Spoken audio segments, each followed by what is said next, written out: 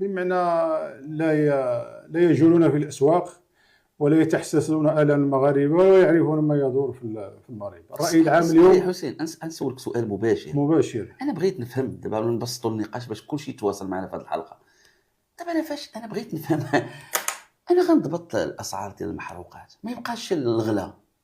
انا عندي واحد الشركه ديال لا سمير، هذه واحد الشركه اللي وطنيه، وحتى شحال عطيتي المعطيات شنو غنربحوا منها؟ فاش كيدور هاد النواب ديال الامه نواب الامه خصهم يفكروا في مصالح الامه، ماشي حتى في مصالح احزابهم، ماشي حتى في مصالحهم. هم ينوبون عن الامه المغربيه كامله باغيه لا سمير، الامه المغربيه كامله كتقول واك واك راه هلكنا الغلا.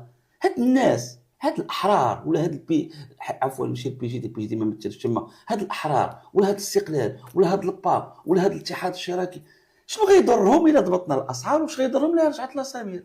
وهذا الخطاب اللي كتقول هو الخطاب ديال المثاليه، وانه المثالي هو انه النواب يكونوا كيسمعوا الالام ديال الشعب وكيحطوا قوانين وكيراقبوا السياسه ديال الحكومه وكينهجوا كل الاجراءات اللي كتحمي العيش الكريم والقدره الشرائيه ديال المواطنين.